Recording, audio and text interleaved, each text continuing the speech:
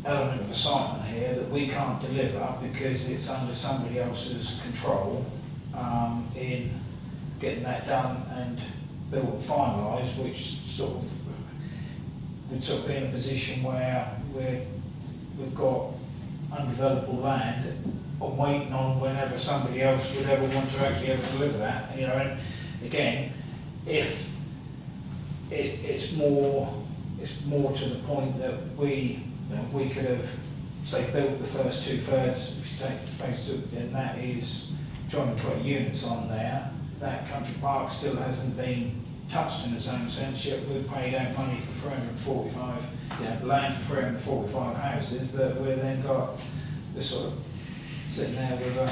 Yeah, but with all due respect, it's a joint application between you and me. You've got to get It's- this together and make it's- sure it comes forward, haven't you?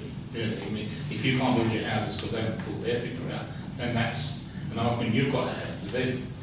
Yeah, Dave's right away, but the thing is, that was one of the big selling points of that whole development, was around this could be a country park, and it's in the paper, you know, people got quite excited about it, and it just seems that it's just getting pushed back, and then all of a sudden, all the houses get built, you end up with just desolate land out there.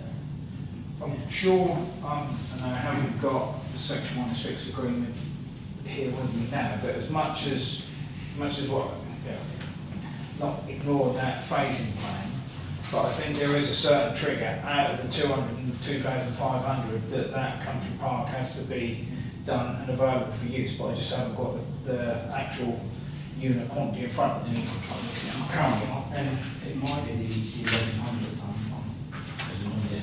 I think firstly, I'm not sure if we're in the process of you as the council making decisions and debating, but firstly grateful that we were able to actually offer our thoughts as people have asked, because that doesn't often happen.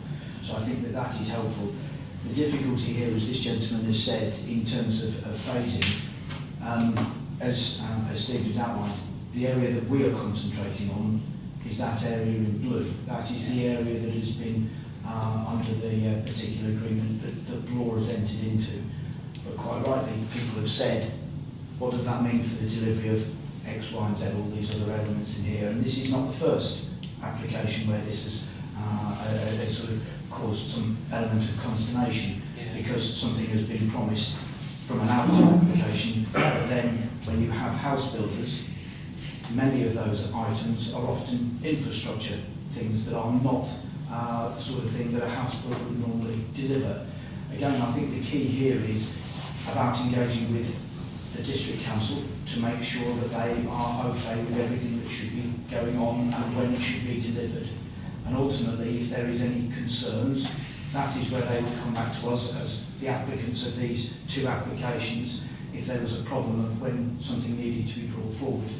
Otherwise, I think that we'll get ourselves in a situation where we're talking about an application that physically is unable to deliver something beyond that particular applicant's control.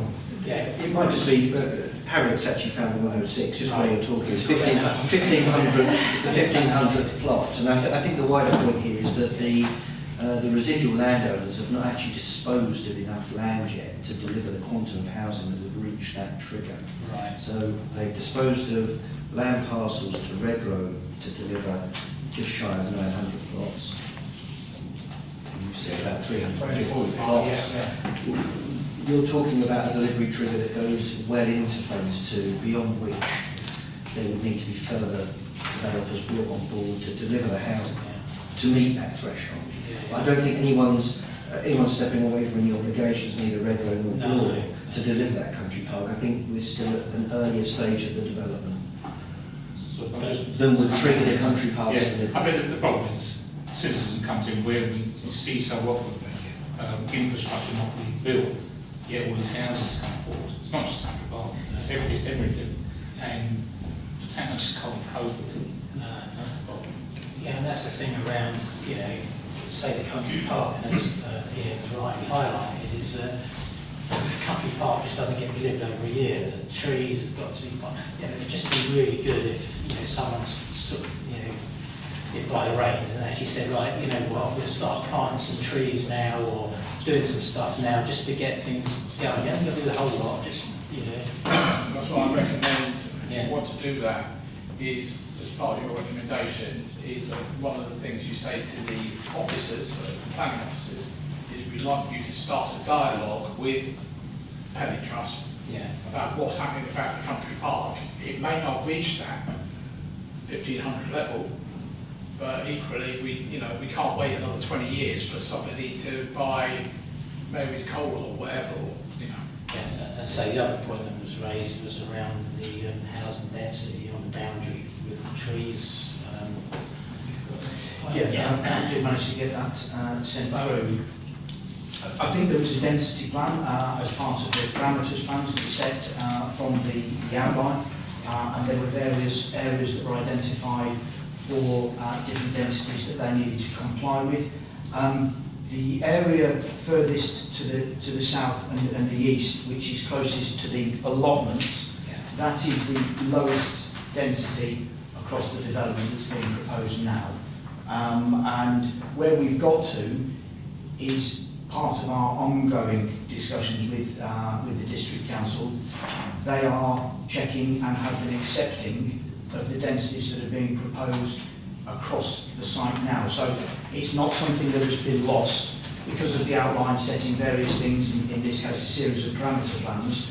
One of the key things that we had to work with the council right from the very beginning is, here's the things from open space, densities, heights and everything else that was set down. Now go forward and bring your scheme that is in compliance with these areas.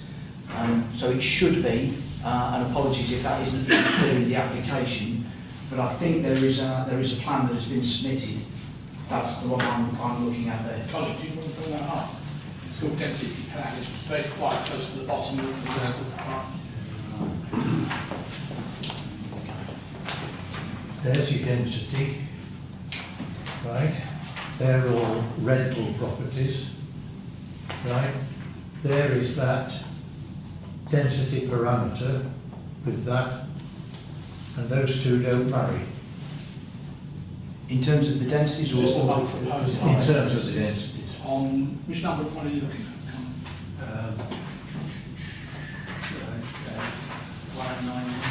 1990. There's the allotments. Apologies, but there's the allotments. There's your density on that one, right? And this, if you take that going away all the way along, which is the rental property, 2-bedroom houses, right? That is a high density, and all the way along there, that woodland belt, you've got the highest density housing. Okay, it's not part of the total box, it's just the way That you've got it. that edge there has varying densities across there. It's Yes. more this edge. That's Each of right, the yes. one with then, But if you have a look when at you that, calculate your density across there, yeah, we are compliant with what that parameter plan suggests is in the unit. I would doubt that. Okay. That. I think we are, because we've got quite a lot of bungalows and even on this bit, on this edge here. it No, is- but that goes up to that road, doesn't it? That's what we're looking at. I think because of that actual plan of where this road comes around Yeah. there. And actually, is this, because there's two density parameter plans, isn't there? There's a density plan, there's an alternative density. if we can see, if we can have a look at this one, it's been very helpfully brought up here. I think if you were to, I don't know if you've got the key on there, but what it shows is there are various colours identifying the densities that are being proposed now.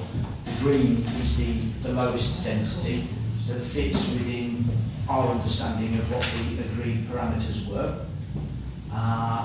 So I'm not entirely sure if the highest density is the area that's been identified or suggested on there. But again, Sorry, just I appreciate you can't read from there, but it's the green is 26, the orange, whatever one colour you call that, 29, and blue 31. So that's the least dense. Going north becomes more dense. Yeah. that solid least dense in that whole area, but just that you on the left-hand corner there is high density, whereas the right-hand corner is less density. So That's kind of correct. the average, it would be less dense, but I think the perception, looking at those little red dots there, is high density. Yeah. Yeah. Gwen? I'm just I think, Councillor Smith, you've got it in one.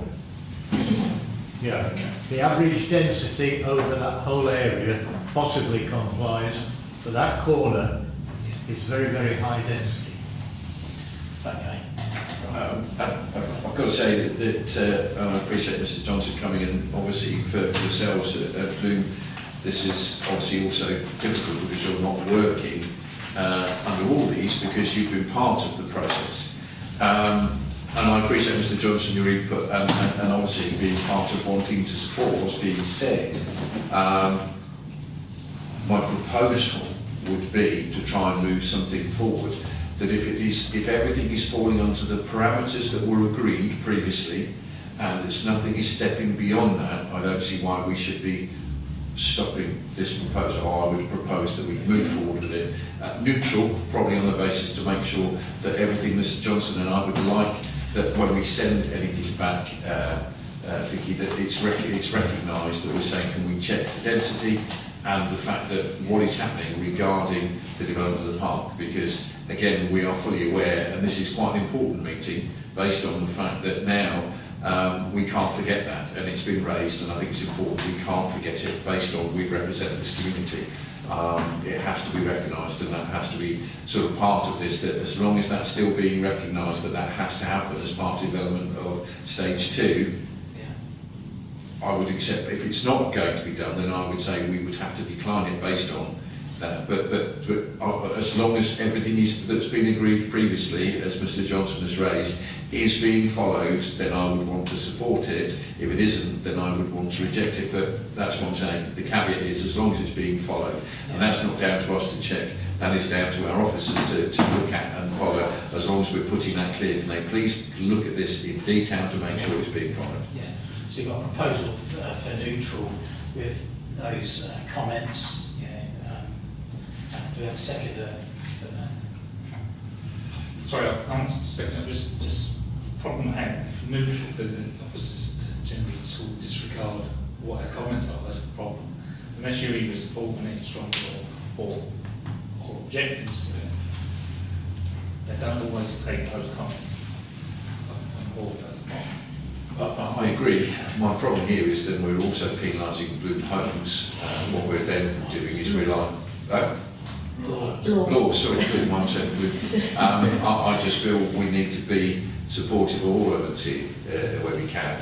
And I'm not disagreeing, I'm taking on board. I don't know, there is no easy answer to this. We have to, my view would be, we have to trust in the officers because they're the ones that are looking at this in detail, and we are saying as part of this neutral is they must relook at this and we would expect some feedback. I don't know if that is enough of a caveat, but otherwise I don't, from tonight's meeting, otherwise I don't see how we can move forward with anything else other than saying we do object to it. So you put your proposal for neutral with those points forward. Do you have a seconder for the proposal? Councillor Carini, want to add anything? No. Can we take a vote on that proposal?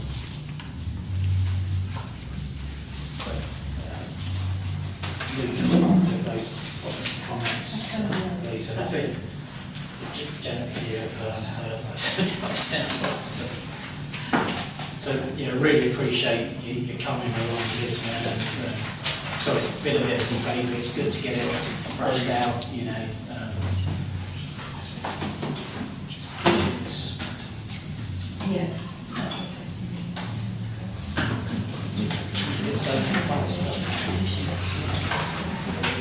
Yeah.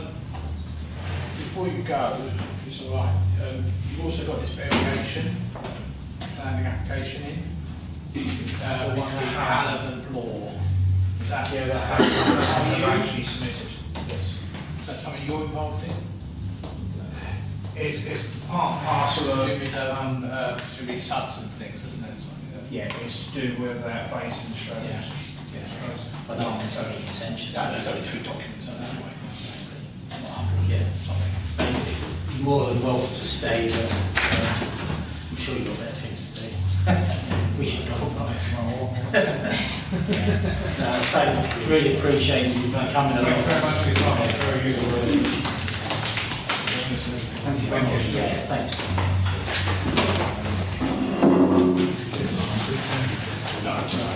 Thank you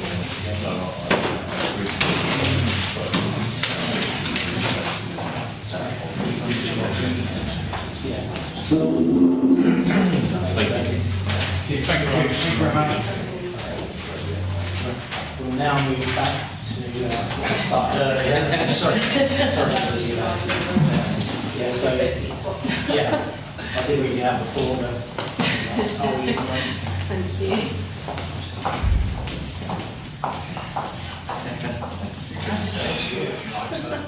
Could show me this. Very happy. Head the door, clear the hall. Thank you. Cheers. Cheers. Ian. Yeah, I've got my Good work. Should also detect. hopefully. Something is happening. It's got slide in the house. There we go. Excellent. Wonderful. Okay, it's going to be a tag team with Chrissy, so apologies for speaking over everybody. Brilliant. Okay, thank you for the opportunity to come and discuss the comments that you provided on the Reserve Matters application for parcels over in A5. We previously came to speak to you back in early 2025 during the pre-app process. And obviously we've had kind of 2 rounds of comments from yourselves, which we've taken on board, and today's to run through those comments and just kind of agree a route forward. So we'll keep this first bit quite snappy, because I think you've probably heard a lot about this anyway. But yeah, we'll do a very quick refresh of the site. Chris will give a quick update on just where we are with construction happening on site at the moment. Just a refresh of the actual application, and then we'll come on to the comments that you've provided. So yes, I think everybody knows this, so I won't delve into it. Obviously there is the outline application, which Floor have obviously gone through, to which we're working towards. Under that as well, there's a set of approved parameter plans which we've discussed already today, so I won't delve into those, but those are on screen, and I do have a couple of hard copies as well if anyone needs them. So just as a reminder, Redrow have acquired the first phase of Great Wolseley Park, so that includes the parcels A1 to A8 and then A16, so this is outlined in red here. This also includes all the wider strategic landscaping and the infrastructure as well, so as we'll see in a second, the spine ring through the site as well, and all the drainage points. The 2 access points of Chalkstone Way and Haverhill Road, and then also parcels D1 and B1, which are shown in the purple up there, which is the local centre and the primary school. Sorry, not the local centre, the primary school and the allotments. Don't get that wrong. Okay, Chris, do you want to provide a Very brief update on construction. The headlands, I think you got an update on last time, but these are some more recent drone images that might be of interest. So we obviously built and delivered both new roundabout accesses to the site, northern end at Haverhill Road, southern end at Chalkstone Way. There's a belt of strategic subs that have been constructed. The landscaping still needs to be fully completed around them, but you can see the areas of the tiered drainage basins that run along the northern boundary of parcel A7. And then quite opportune to show the image on the right, which is about a month old, and that shows the 2 forks of road that have been put into the boundary of Redrow's land, where Broad are going to be tying into. So we had a contractual obligation to put these 2 fork roads in by the sort of autumn of last year, which we completed. And you can actually see those in the context of that little bit of woodland that you've just been talking about. Yeah, so I'll go down the other So essentially the global picture is that the strategic site-wide infrastructure is in terms of roads, drainage, and A lot of the major earthworks associated with phase 1 have now been done. If you go on to the next slide, thank you, Harriet, just some aerial images there. So parcel A1, which is in the bottom right corner, was completed first. It was a pocket of approximately 60 units. We're now building parcel A2, which is next door to it, which is in the top left-hand corner. And working our way south, I'll show you another slide on that in a minute. And then down at Chalkston Way, we've built out the first part of that development, parcel A8. We've built 108 plots with some affordable housing. 19 affordable units have been built and now occupied at that phase. And the balance of that parcel, the eastern side of that parcel, is being built by another part of what is now a wider group, Barrett Redrow PLC. They've another division within the PLC business is now going to be building out the remainder of that parcel, very, very closely following the consent that Redrow obtained in 2020, just with some very minor adjustments which have already been approved by West Haverhill. So the headline is that Redrow, aside from what Barrett will be building on parcel A8, we're currently building 84 plots at the moment, live as of today, and there'll be another 25 built by June. So if you would mind going to the next slide, please, Harry. So this is parcel A2 that's Redrow are actively building now. The yellow strip along the top corner has been built and completed for some time. That's where our sales centre is. And we've got some occupied homes in that yellow area and also the Spine Road. We've then fully built the section in blue. That was finished last year. Those homes are a vast majority now actively occupied. We're now building out the green section, building anti-clockwise down from green to red to pink, and back up to the yellow section in a sort of anti-clockwise sense. So in the green section, we're building what in the industry are called superstructures. So the houses are coming out of the ground, elevated levels of brickwork, roofs are going on many of those plots at the moment, and then there's lots of internal finishings going on.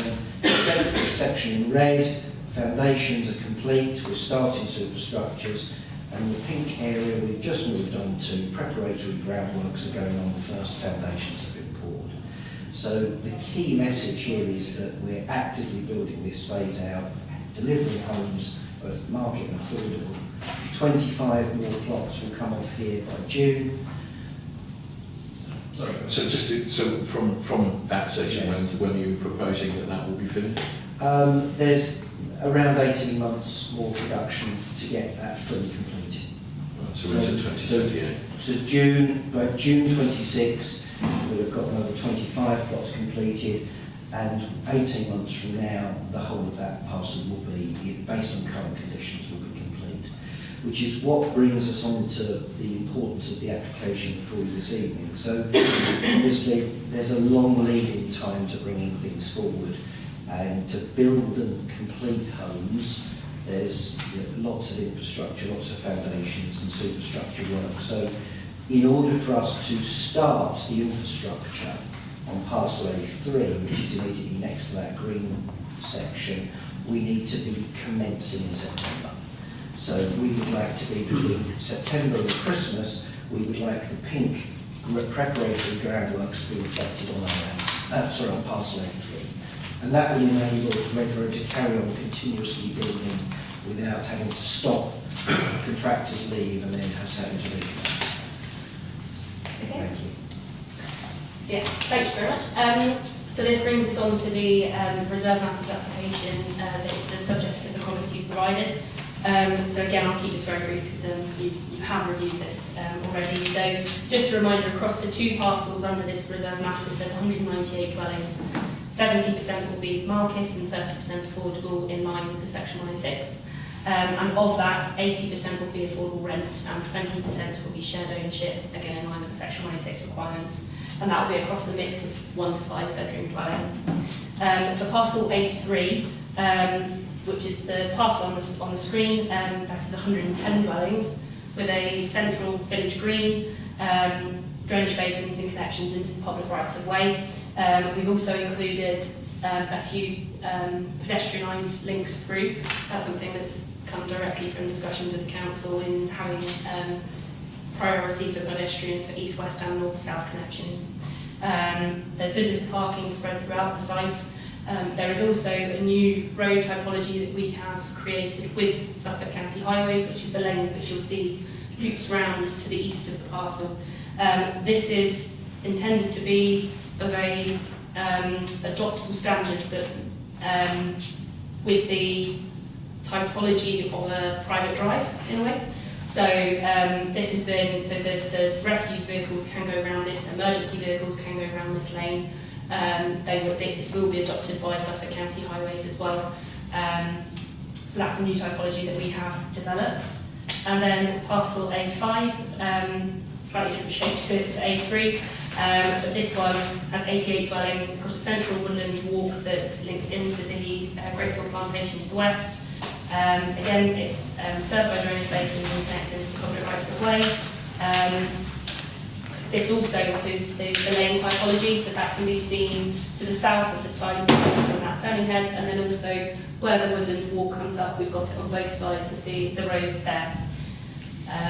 We have got street scenes on here as well. These were as part of the submission pack, so you may well have reviewed those already. So coming on to the comments that you provided, so we sent this letter, hopefully everyone's had a copy of that.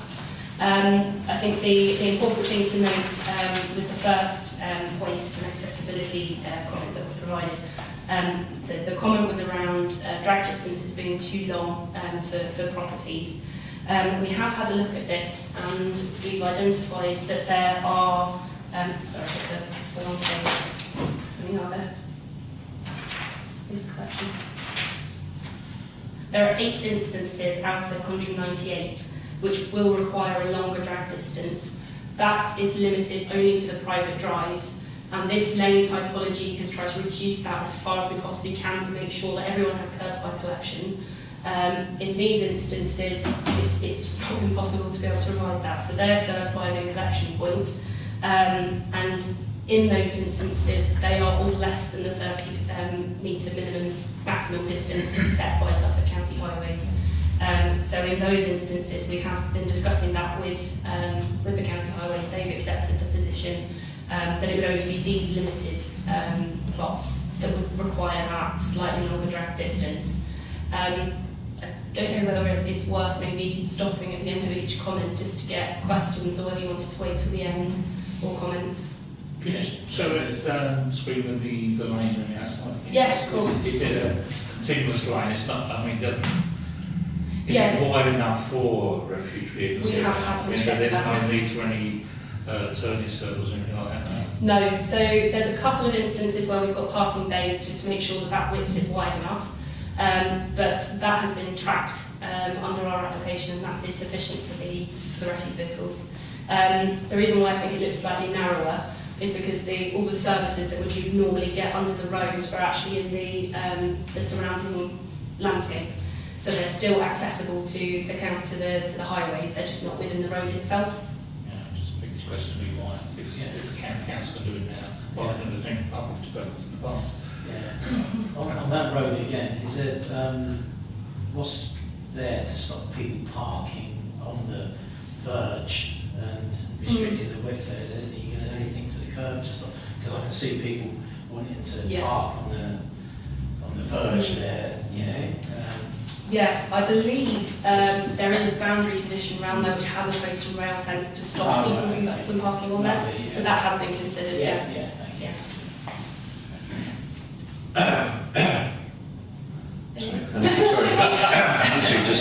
I suppose the number of it is across 198 plots. There are 8 properties with a bin, so where the resident would be required to drag a bin slightly over 20 metres. In the context of building regulations, that's perfectly acceptable. In the context of the county's policy, perfectly acceptable. But we've done the very best we can to try and make sure this is as good as possible. but without completely revisiting parts of the development layout, I think that's going to have to be some necessary compromise. I'll see that in a way, because actually the people moving into those houses, buying those houses, will know that in advance. So Buying aware to some degree. Yeah, exactly. Yeah, it's not brilliant, but that's John, sorry. No. Yeah, sorry. No, that's okay. Just also worth mentioning, and I included this in the letter, we have actually discussed this with Charlotte Moore, our case officer, and she has made us aware of an assistance service that the council provide as well, which will be going into the resident tax as well. So if anybody did move into that property who wasn't able to present their bin, they would have that service available to them as well. Okay, thank you. The next one was parking arrangements. So this is something we've taken away with our other designers, and we have managed to remove the triple parking in this location. So the concern, I think, was around having 3 cars stacked on top of each other. What we've now done is repurpose the visitor spaces to the front of this area as the third allocated space to that property, and we found those visitor spaces throughout the development. So that has now omitted that triple parking, so that's no longer part of the design. With space as well, that we've checked, that we can plant a hedge along the back edge, footpath that will screen the views of the cars. So it won't. So if those bays were to be parked, fully parked, there'll be some screening. I think that also benefits the small bin collection point there as well, so that will be screened from the primary street. Okay, we then had comments on connectivity and the bus route. So obviously, as we've mentioned, this does come with an outline consent. Under that outline consent, there are no formal requirements to provide a bus service. However, what we have done with this parcel, and we've tried to illustrate it on this plan, which I appreciate is a little bit unreadable on the screen, but it was in the appendix of your letter, so hopefully you can read it there. It's just shown, while at this stage we're not able to confirm where the bus stops would be or when a bus provision would be provided, Redrow have factored the ability to provide a bus route into the design of the primary street. Now that was consented under the infrastructure reserve matters, and that primary road has been tracked and can accommodate a bus should the bus provider look to provide one in the future. We are also, there are potentials to have discussions with that. I think there is an intention to enter into those discussions with the bus provider when the time's right. In terms of timing for that, that will be dictated by the number of occupations and when that happens. I think with bus providers, you need to have a certain number of people on site before you can provide that service. Yeah, I think this was done to death during the master plan outline. Is the trouble is the S106 only covers basically bus stops and RTI information boards.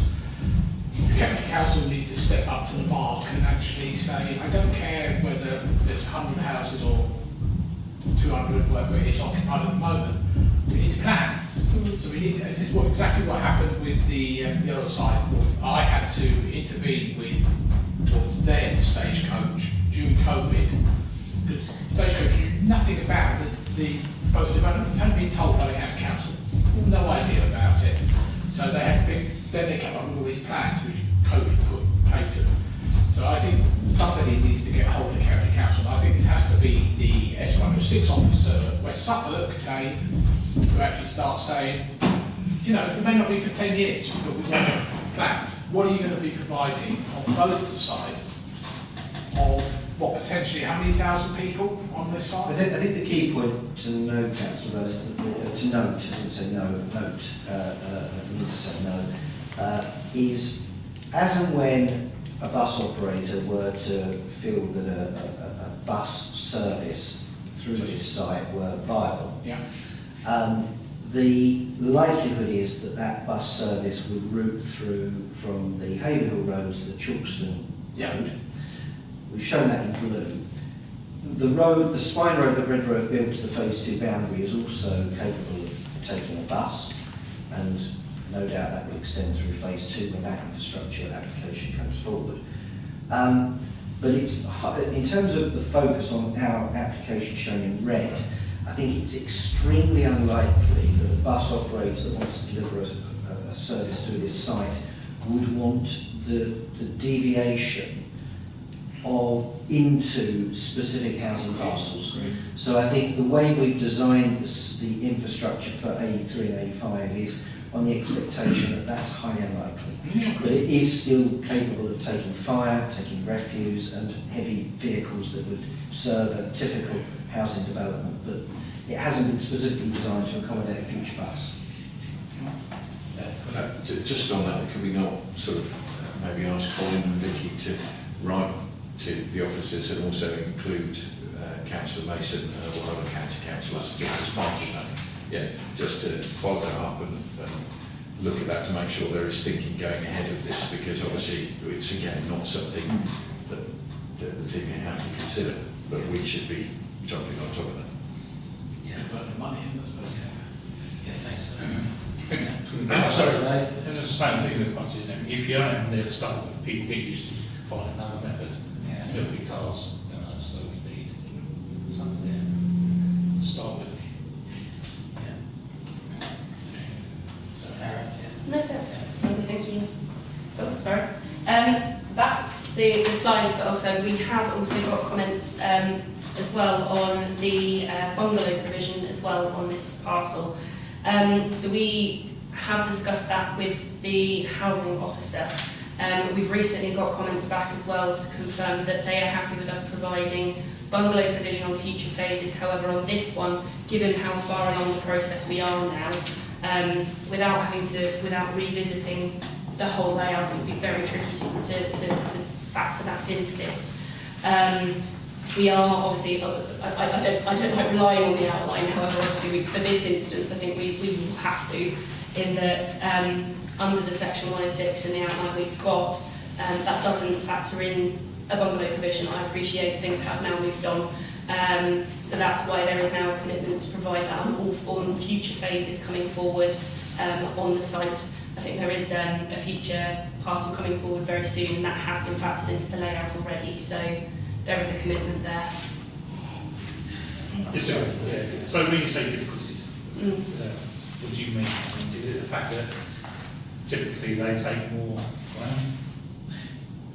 more foot room, more what's yeah, so let's just put it into a little bit more context for you. So our application for these two parcels, we've been working on it for about 2 years, and we've been pre-apping it. I think we've met them twice over 2024, 2025, meetings with West Suffolk prior to that. So a lot of work's been done over those 2 years, and at the point we submitted, subsequent to that, the council have adopted their local plan. When did they adopt their local plan? Was it July. July, so it coincided with our submission. But the adoption of the new local plan and the new policy requirement in that local plan would take effect for the consideration of new planning applications. What's before you this evening is not a planning application, it's a reserved matters application, just dealing with the reserved matters, of which housing mix, housing size, housing standards are not reserved matters. During the course of our discussions with the council over this phase, notwithstanding that point, the council have impressed upon us the desire for us to, on reserved matters applications for Great Wilsey Park, seek to meet the new local policy requirement, which is full M42 provision and some M43 provision. Yeah, 13%. But are minded that if we were to make the entire development M42 compliant, essentially every house on the scheme gets bigger, and we can't fit the 198 houses we've applied for on the site on these two phases. So what we have done is we've had a very good look at this, and what we've done is we've offered a commitment to, is it 40%? 40% for the M42. M42. We are able to make 40% of the houses that we've applied for out of 198 full M42 standard, which means they're getting bigger. We're not able to go beyond that on these two parcels because obviously since we've applied, we've now got to make 40% of the dwellings that we've applied for bigger to meet that standard. What we're therefore able to say today is that on future phases we will design them with full M42 and with the M43 provision in mind. On this phase, the furthest we can do, given that this is over and above what's required for reserve matters, is we can do 40% M42, making everything that bit bigger for building regulation standards as it applies to local plan policy now. And I think that's as far as we're able to go, and that's a significant change beyond what we submitted for in the summer. Are you aware what M42 No. Are you, what, sorry? Yeah, Queen's, you're not aware of what you mean. Okay, so these are housing standards set out and captured by the building regulation regime in England and Wales. So most houses that are built as standard M41 provision, they are standard homes with no specific space and design changes and allowances for adaptability for future occupancy to make changes to that house to meet certain living requirements that they may encounter during the course of occupying those plots. With M42, there's a certain amount of changes, a certain amount of space that's afforded within the home for residents to make some adaptations. With M43, there's different categories that allow the expectation that residents and occupiers that occupy those houses are either able to make definitive changes to make them wheelchair accessible, or they're already fully wheelchair accessible units. So it's the degree of provision that's made. And by making some of the houses bigger to meet M42 standard, we're essentially future-proofing 40% of the homes on these two parcels to enable the occupiers to make further changes within the dwellings should they need to tailor them for their needs. And that's essentially where the building regime interacts with planning. Thanks. Does that help? Yeah. So just to clarify, so what you're saying is that based on the things you said, which is not necessarily reasonable, the amount of planning and effort to get it to the stage would be very difficult. You'd have to rip everything up and start again to some extent. Yes, and we wouldn't be able to do 40% M42. We wouldn't have the space to make, because bungalow plots are obviously to get a 3-bedroom bungalow. And we're also, let's not forget, we're also talking about national space standards as well. Redrow committed on this site to meet the national space standards, which is not a requirement of the outline, it's beyond the outline consent. So our homes also meet those standards. If we're to also meet the M43 requirement, we need to take development of these two parcels, and the amount of change and the degree of change from what we have been in discussion with the council over the last 2 years for these parcels, we've assessed the maximum that we can offer. Yeah. So the only reason I'm asking this is obviously we've already had concerns that was raised, that something was raised a long time ago. Yes. Is now sort of raising its head as, is this now possible? My concern is obviously however long it takes to get to the future past. We may not be here, there may be different people still to say, and my concern is a bit like was raised by Councillor Smith earlier. Sure. If we support it now, is it going to happen, as you say, in the future? And because you may not be involved, it may be other people. So it's just trying to future-proof it in a way that we can guarantee that this will be done. Well, what I could offer two things just to provide a little bit more context there. So you've talked about the officers at West Suffolk considering your comments and providing weight to them. Their starting point on this site is that there's no need for M42 provision, no need for M43, no need for national space standards, no need for bungalows. And what Redrow are doing is providing national space standards on these two parcels, 40% M42. And what we're saying is on the next parcel that we bring forward, we're also going to provide the 13% M43. We're happy for some of those to be bungalows. So it's considerably beyond, if we're talking about the aspirations of what's been secured by the outline permission of 2018, we're, you know, as a developer, we're supporting going well and truly beyond that. What I would also say is that our plans for the next parcel, parcel A7, are progressing, and we would like to come and show you the initial proposals for that, possibly as soon as next month, maybe in March, subject to your availability to see us, and so we can demonstrate on plan what we're talking about. No, I fully understand that. Thank you. Yeah, appreciate it. Yeah. So we welcome your consideration about the, if you were to continue to formally object on this one point, the application will therefore need to go to a full planning committee. It would need to be discussed at that level. The time it would take to get this reserve matters through will probably go through well into the middle of this year. Our ability to continue developing continuously will be impacted. Yeah, I fully understand that. So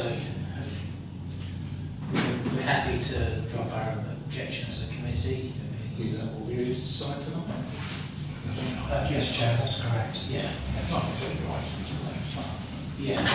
Well, we're aware you've got a formal objection to the application, and so our purpose here this evening was to seek to reassure you on all of those matters. Yeah. It's item 6, so I mean, at the end of the day, if councillors feel that not only have they, I think to be fair, it sounds like Red Road has gone well beyond what we might have reasonably expected. Yeah. I would support Formally proposed. formally propose we support this and Neutral. Yeah. Neutral. Drop our objection. So I'd like to second that. Sorry, did you say support or neutral? well, neutral. Yeah. Well, that's still supported. It's not objective. That's Yeah, no, we appreciate how far you've moved on this, and appreciate you coming down. You've been supportive of us through the whole process, Councillor Burns and others of you, and you know, we're here, we're going to be invested in this for many years to come. So, you know, we're going to be back seeing you, and anything I say, you'll remember. So, Everybody recorded. And it's recorded. and it's recorded. So full proposal for neutral. Councillor Quinn, seconded by myself. Show of hands, please. Thank you for listening. Thank you. Thank you. Thank you very much.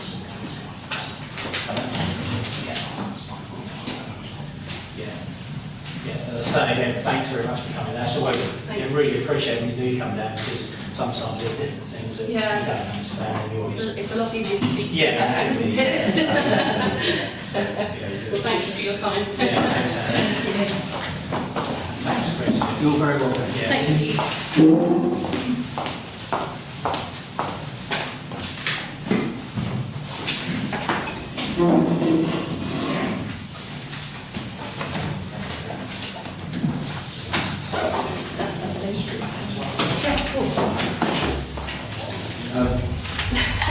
We will see you hopefully soon. Yes, thanks very much. A month or two. All right. Thank you very much. Good evening.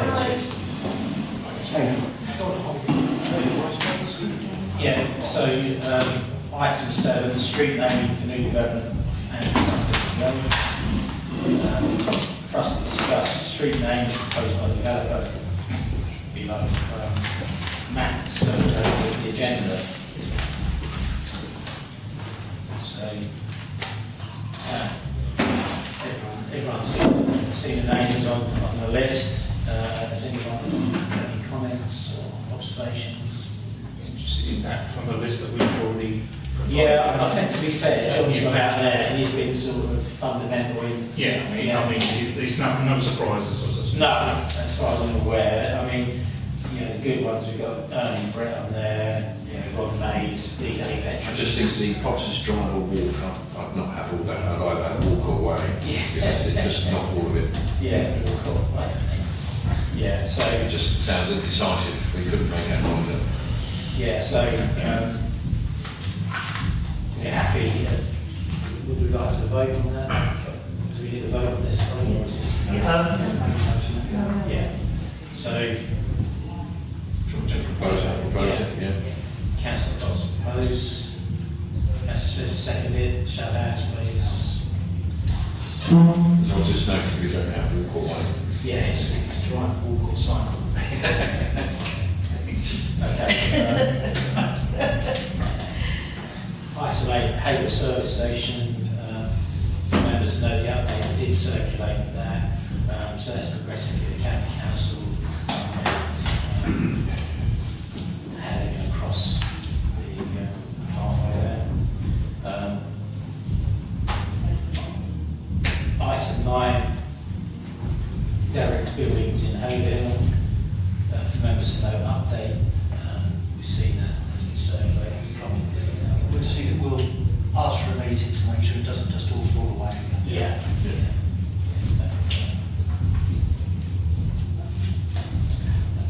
And for members of the public to speak on planning matters other than applications before the committee. Yes, Chair. I just felt like the two side of developers should come together and establish who is responsible to develop the park. And that park should be developed first and established. And then they go ahead and build around the park. Because once they do all their building, that's going to make it very awkward for them to develop this park, because then you'll have a lot of earth movement and whatever that causing a lot of filthiness amongst it. I think you're correct, and I think everyone here would agree with you. I mean, what would there be a benefit in asking Helen to come actually down to speak to us and sort of talk about the overarching strategic thing? You don't understand that the landowner hasn't actually released that land for them. Yeah, It does have a very high number of dwellings. That's Up to 1,500. Yeah, it's 1,500. That's three-fifths of it. Yeah. Yeah. We thought they'd want to actually get those trees in the ground and grow it before there's anybody anywhere near. Yeah, exactly. Yeah. I mean, because it's going to take 20 years for everything to actually be established. But I think it'd be worthwhile if we could ask as a committee if It's not that extensive either. It's not as if you need the receipts from 1,500 houses. No, exactly. Yeah, exactly. Yeah. I think they were seemingly, Chair, as we said, you feel sorry for the party, but it's like, well, you go and fix it, we shouldn't have to fix it. Yeah. You're the one who's losing money if we reject it, but I think, yeah. Yeah. There's the government, the government's offering money to farmers to plant trees. Yes. Pellets to farmers, and we need them to plant trees, and we pay them. Yeah. And they can actually trade that off for biodiversity netting as well while they're at it. Yeah. Generating income. Yeah. Yeah. So is there a way that we can ask them to come down, Colin? John was quite good in with the pellets, doesn't he? So Yeah. it might be worth having a discussion with John to how best to approach it. Yeah. So we don't want to, we're not talking about giving an ultimatum to them. We want to try and engage with them. No, exactly. How we can explore how they could do it. Yeah. I mean, and that's for everyone's benefit. Yeah, from a layperson's point of view, it seems sensible, but it may be something we're missing. Yeah. I don't like this sort of like old threats that if you don't let us do this, we won't build any houses. No. Houses, it's always like that sort of. And it won't work anyway. No, exactly. And to be fair, Better for most, better for time. Yeah. It's something similar. yeah, and I think they both heard that. Yeah. So hopefully that if John could. Yeah.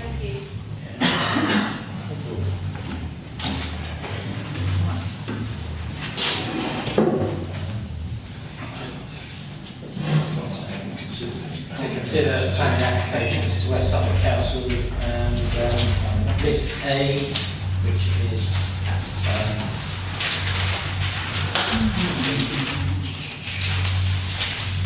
approved by the chairman of the and delegated powers. We thought we need to read through that, or say we've all had a chance to.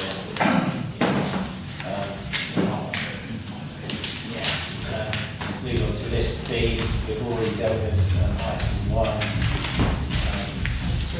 3, so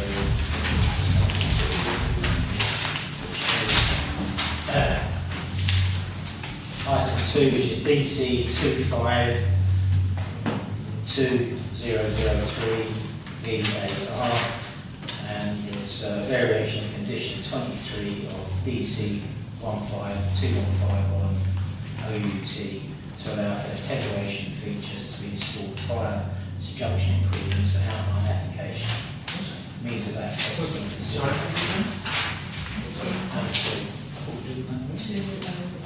Oh, okay, sorry. Residential developed up to 2,500 units within use classes C2/C3. 2 primary schools, 2 local centres including retail, community and employment uses with use classes A1, A2, A3, A4, A5, B1 and D1, D2. Open space landscaping and associated infrastructure. That's Haverhill Land and Broad Homes Limited. And that's a land northeast Haverhill, English Way. Any comments?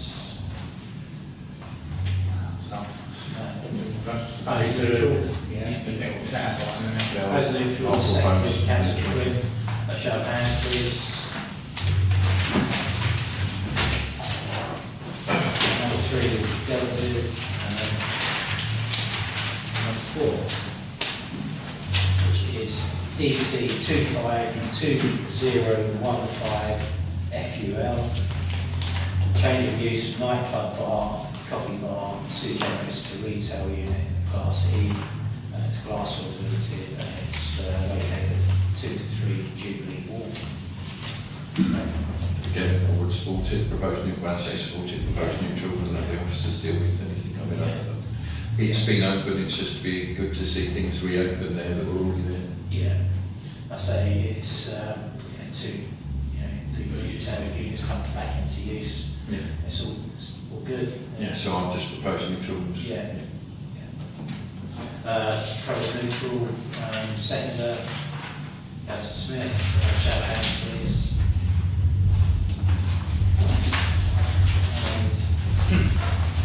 That's it. Yeah. So we'll go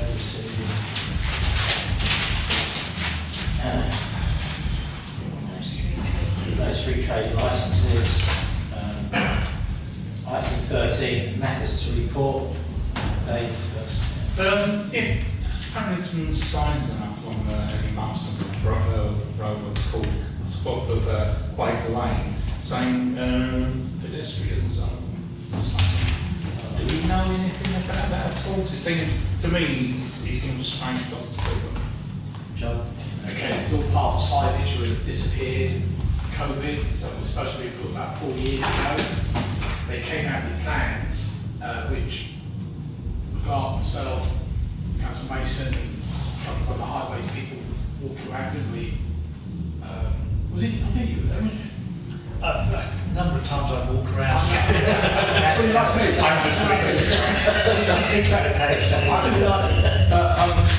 Basically, a couple of them I objected to, but they ignored me because I said it doesn't meet the traffic regulation order.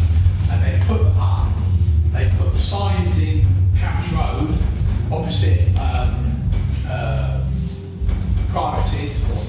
So basically, every vehicle can do what they like, which is totally wrong. They were supposed to have come back and given us the revised signs because there's signs equally coming from Swan Lane, and the TRO says that is not a pedestrianised zone when you're going towards the Clements area. But they said, oh, we'll just do it anyway. So yes, they put them up the top of Quakers Lane up there, up Haverhill Road. It seems to be saying that any Marston Road, which I don't know which they're called, is a pedestrian zone. That's what it's. Oh, the whole thing is screwed up, but I was hoping it's the same sign that's at the top of High Street. I think it's got things in the wrong place. I'm hoping Councillor Mason has actually picked up on this and is telling somebody at highways there's license plate.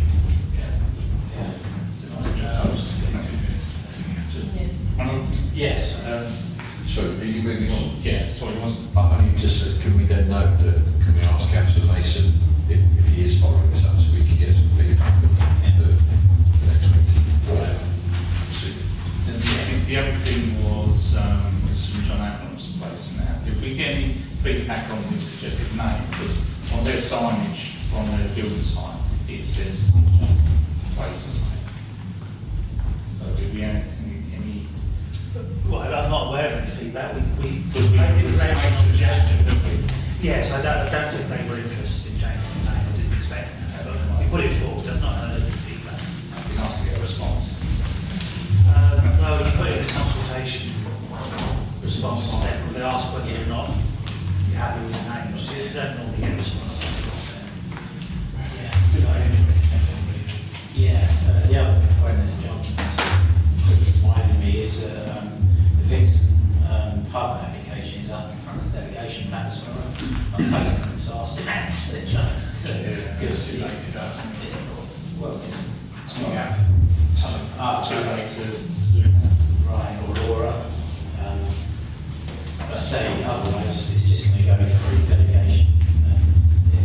Hopefully that's my notice. Well, hopefully, so yeah, so that's where we are with that. Any other points quickly before? No, that's it. Date of next meeting is Monday, the 2nd of February 2026, and closure on the dot. and 9 AM.